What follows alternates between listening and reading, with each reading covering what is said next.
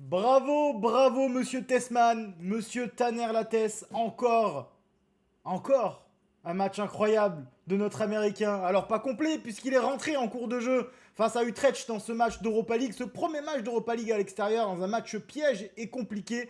Eh bien, Tanner Tessman nous permet de prendre les 3 points, de gagner, et avec un but magnifique, une frappe limpide aux alentours des 25 mètres de la surface de réparation.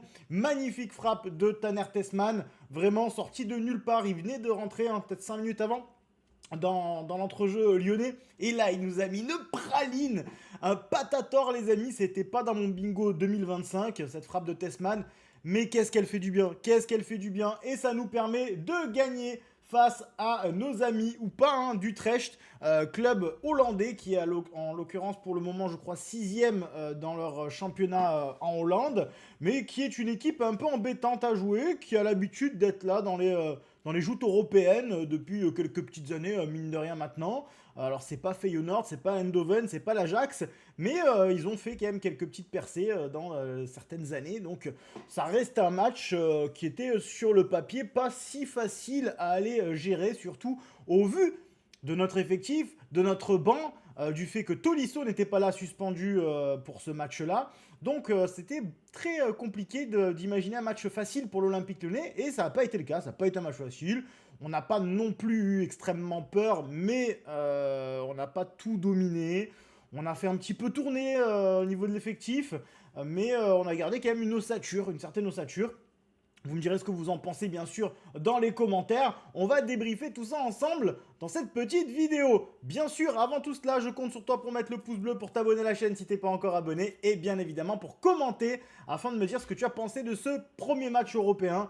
Et c'est très important de se lancer en Coupe d'Europe et donc du coup de prendre une première victoire. Ça met de la confiance, ça permet de rester sur une excellente dynamique côté lyonnais puisqu'on est sur, si je ne m'abuse, 6 matchs, 5 victoires de toute compétition confondue, bien évidemment, sachant que je vais encore revenir là-dessus, mais je vais pas lui lâcher sa veste, sachant qu'on s'est fait voler en 4K par Stéphanie Frappard contre Rennes, match qu'on ne doit jamais perdre, donc normalement c'est du 6 sur 6, mais enfin bref, ça vient valider ce début de saison quasiment parfait de l'OL, avec un effectif qui est sur le papier très moyen, et pourtant, eh bien, force est de constater que pour le moment, Fonseca et ses hommes font un taf vraiment très intéressant. Concernant le match, on va débriefer rapidement. Composition classique côté lyonnais, mais cette fois-ci nous avions Carvalho, du coup, le jeune lyonnais qui prenait la place de Tanner Lattès au milieu de terrain et bien sûr aussi de Tolisso avec Pavel Sulc titulaire en numéro 10. À gauche, Fofana comme d'habitude. À droite, Karabech. En pointe, Satriano qui a probablement besoin d'enchaîner les matchs pour reprendre du rythme après de nombreux mois sans avoir joué. Donc ça peut se comprendre qu'il ne soit pas mis au repos ici et qu'il enchaîne pour essayer de trouver du rythme. Derrière une défense composée de Niakate Mata, on ne change pas une équipe qui gagne. Tagliafico à gauche, je pense qu'Abner risque potentiellement de jouer contre Lille. Ceci étant dit, Tagliafico n'ayant pas joué pas mal de matchs en début de saison, a peut-être lui aussi besoin de prendre de rythme. Donc c'est pas déconnant, il pourrait totalement jouer contre Lille. Il faudra voir si Abner est disponible. Je crois qu'il risque d'être encore blessé, Abner, contre Lille. Si je ne m'abuse, je ne suis pas sûr qu'il soit disponible. Donc, dans tous les cas, on sera en fait obligatoirement obligé de jouer avec Nicolas. Mais c'est pas un problème. Et à droite, Kluivert, première titularisation dans ce début de saison pour Monsieur Kluivert qui nous a fait qui nous avait fait un match assez compliqué contre Rennes. Qu'est-ce que j'en ai pensé de ce match, les amis? Bah, la première mi-temps était purgesque, hein, on va pas se mentir, la première mi-temps c'était une purge, hein, c'était vraiment dur de voir ce match. Hein. Waouh, je m'attendais pas à du grand football, je savais ce que j'allais voir en ce jeudi soir, mais c'était pas facile. Hein. C'était pas facile à tanker, je vais pas vous mentir. Ça a été dur et la seconde mi-temps a été plus intéressante, plus d'occasions, un tout petit peu plus de rythme, mais vraiment un tout petit peu plus, parce qu'alors le niveau de rythme du match, il fallait rester éveillé, les amis. Hein. C'était très, très, très bas en termes de rythme. Hein. Oh, les 15 premières minutes, hein, Utrecht a mis une grosse pression côté lyonnais, un bon pressing. Le public est en folie. D'ailleurs, bon petit stade hein, là-bas, hein, un bon petit public pour le coup. Et c'est à peu près tout. Hein, sinon, le reste du temps, on dormait un petit peu, on va pas se mentir. Alors, on va pas forcément, c'est un premier match d'Europa League à l'extérieur. On n'a pas l'effectif pour jouer toutes ces compétitions-là, c'est impossible. Donc, on va pas tirer sur les joueurs. C'est un excellent résultat qui a été récupéré ici en Hollande avant de jouer, si je ne m'abuse, Salzbourg à la maison la semaine prochaine. Donc ça, déjà, on peut leur tirer un gros coup de chapeau déjà, de réussir 5 matchs, 6 matchs, 5 victoires avec le contexte que nous avons. C'est exceptionnel et grand bravo du coup au coach Fonseca et aux joueurs qui font plus que leur travail. Maintenant, on va rentrer un petit peu plus dans les détails rapidement, hein. J'ai trouvé encore une fois un Fofana très moyen ce soir. Ça a fait presque 3 matchs que je le trouve très moyen. Alors contre Angers, il a été légèrement meilleur, hein, honnêtement. Contre Rennes, je l'ai trouvé mauvais. Et ici, je l'ai trouvé moyen mauvais. Donc Fofana, va falloir se réveiller, mon pote. Parce que mon cher ami Malik, que j'adore et que j'apprécie énormément, eh bien, on a fait partir Mikotadze parce que tu souhaitais rester. Donc, grand merci à toi de vouloir rester à l'OL. Ça fait plaisir. Ça prouve qu'il passe un bon moment dans notre club et dans la ville. Mais il va falloir élever son niveau de jeu. Il va falloir élever son niveau de jeu. Il va falloir montrer pourquoi tu étais aussi courtisé, même si finalement il n'a pas eu les offres espérées par les gros clubs qu'il voulait.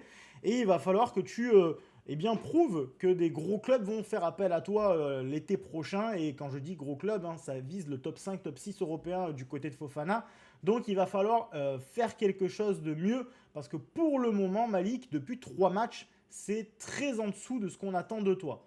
Alors, on attend contre Lille, et contre Lille, on aura besoin d'un Malik Fofana à 100% pour espérer l'emporter en terre lilloise. Là, pour l'instant, 3 matchs très compliqués du côté de Fofana, même s'il y a eu du mieux à Angers. Contre Rennes, c'était nul. Très moyen, très mauvais contre Rennes. Voilà, faut dire les termes. Et là, c'était très moyen aussi. Donc, Malik, il va falloir se réveiller. Concernant Satriano, je n'aime pas, hein, je suis désolé, il a besoin de rythme, il a besoin d'enchaîner, il a besoin de jouer. Mais pour l'instant, je trouve ça très moyen. Très moyen. C'est lourd, peu de changement de rythme. Même dans les airs, finalement, il ne s'impose pas tant que ça. On va lui laisser du temps. C'est que son deuxième match, il était énormément absent. Donc, il va lui falloir plusieurs matchs pour se mettre dedans. Donc, on va pas non plus lui tirer dessus de suite. Mais pour l'instant, ça fait déjà 2 matchs que je le vois jouer. C'est pas facile. Hein, ça n'a pas été le moins bon ce soir. Il a fait un match correct. Mais c'est pas terrible, c'est pas terrible. On n'a pas le choix. Est-ce qu'on a mieux? Oui, on a 2 gamins sur le banc qu'on ne voit que très peu. J'aimerais avoir les réponses du côté de coach Fonseca, savoir si eh bien, Alessandro Gomez et Enzo Moulébé sont si mauvais que ça pour ne pas jouer de temps en temps avec cet Olympique Lyonnais-là, avec Satriano en numéro 9. Bon, Moulébé est rentré vite fait contre Angers, mais pas plus. J'aimerais être là, c'est qu'ils doivent vraiment pas être bons aux entraînements, je sais pas. Honnêtement, j'ai pas la réponse. Morton, bon match de Tyler Morton qui a fait le taf. Et derrière aussi, ça a fait le taf. Bon, Kluivert, on sent que c'est très moyen. Il va pas falloir le faire jouer contre les grosses équipes parce que tu sens que c'est pas, voilà, c'est pas l'assurance tout risque, c'est un joueur moyen, voire très moyen qui va juste combler les trous et qui va potentiellement grappiller quelques minutes en Coupe d'Europe ou en fin de match en championnat, mais c'est pas fou, hein, Kluivert, c'est compliqué, hein, c'est compliqué, Kluivert. Griff encore très bon, on a fait une bonne pioche, avec ce Dominique. Je suis plutôt satisfait de son match aussi, très rassurant et très à l'aise aussi au niveau du jeu au sol, jeu au pied, les amis. Qu'est-ce qu'on a fait d'autre dans cette rencontre? On a fait rentrer à Emen que j'ai trouvé très moyen. Son entrée était pas ouf du tout. Tesman, on en a parlé. Ah oui, Morera, j'ai pas parlé de Morera. Morera, son entrée était incroyable. J'ai adoré l'entrée de Morera. Il nous a amené un petit peu de rythme, un petit peu de dynamisme, de fougue, de jeunesse, de débordement, d'appel. Il est d'ailleurs responsable de pas mal d'occasions en fin de match. Morera, oui monsieur, oui monsieur. Je valide cette entrée, ça fait plaisir. Rachid Ghezal, je n'aime pas et je n'aimerai probablement jamais le joueur qui est Rachid Ghezal. Je ne l'aimais pas quand il était jeune à l'Olympique Lyonnais. J'étais ravi qu'il s'en aille. Je suis dégoûté qu'il soit revenu à Lyon, même si je ne doute pas du tout de l'attachement du joueur à son club. Je parle que du joueur, hein, je ne parle pas de l'homme bien sûr. Mais le joueur, je le trouve vraiment trop limité et je ne vois pas ce qu'il va nous apporter. Je vois pas, je vois vraiment pas. Fais-moi mentir, Rachid, mais vraiment, honnêtement, je te trouve. Je n'aime pas. Je n'aime pas le style de joueur, déjà quand il était jeune, et alors là, maintenant qu'il est plus âgé. J'espère me tromper. J'espère me tromper qu'il va enchaîner quelques matchs et qu'il va nous faire des petites dingueries cette saison, des bonnes petites passes D. Pourquoi pas quelques 2-3 buts dont il a le secret, parce qu'il en était capable plus jeune. Mais je ne suis pas fan du tout de son entrée. Et comme je ne l'étais pas lors du match contre Rennes aussi, les amis. Montmera est rentré quelques secondes à la fin du match. Ça a été anecdotique pour le coup. Concernant Utrecht, pas grand chose à dire. C'est une équipe moyenne qui a joué avec ses forces, qui a mis un petit peu de pression, qui a tenté de faire plier l'OL dans les dernières minutes. Ils ont eu quelques occasions quand même, hein, on va pas se mentir, qui auraient pu leur permettre de revenir au score. Un match nul aurait été peut-être mérité sur l'ensemble du match finalement. Haller qui se retrouve dans cette équipe-là, ouais, bah ok, pourquoi pas. Je savais pas qu'il avait signé à Utrecht, je l'ai appris au début du match finalement. Mais purée, ça doit être compliqué pour lui. Hein. Ça doit être compliqué pour lui de jouer dans cette équipe-là. Mais écoutez, ça va pas être facile non plus d'aller gagner quand même en Hollande. Ils sont assez chiants à jouer. Comme j'ai dit, un bon petit stade, bon petit public. Donc c'est très satisfaisant pour nous de prendre les points. Si on regarde les stats, on est sur du 1 XG chacun. Donc globalement, le match nul aurait pas été déconnant. Maintenant, on a eu quand même des grosses occasions. Ils en ont une ou deux aussi. Ouais, en vrai, le nul aurait pu être ok, mais on prend la victoire. 12 tirs à 11, 4 tirs cadrés à 2 de notre côté. Donc on a quand même plus cadré, 2 fois plus cadré de chez nous. Donc finalement, est-ce qu'on est étonné par rapport aux statistiques? Non. Mais on a eu peur, on aurait pu se faire égaliser à la fin de la rencontre. Encore un clean sheet. Encore un clean sheet.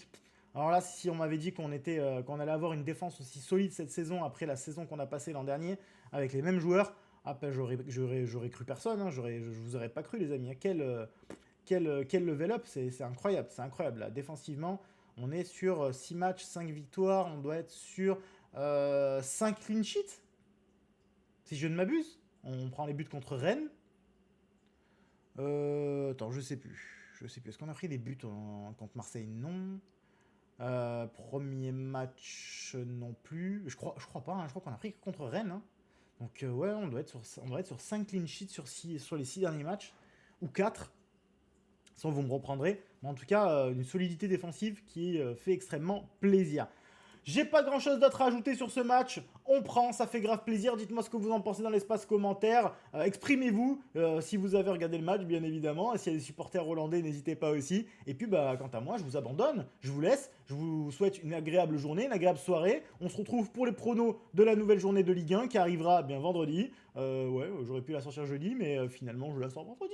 C'est mieux vaut tard que jamais. Et puis, bien sûr, dimanche soir pour le débrief face au LOSC de ce Lille, le Lion a pas piqué des hannetons. Merci à tous, le pouce bleu, l'abonnement, le commentaire. À très bientôt, portez-vous bien, ciao.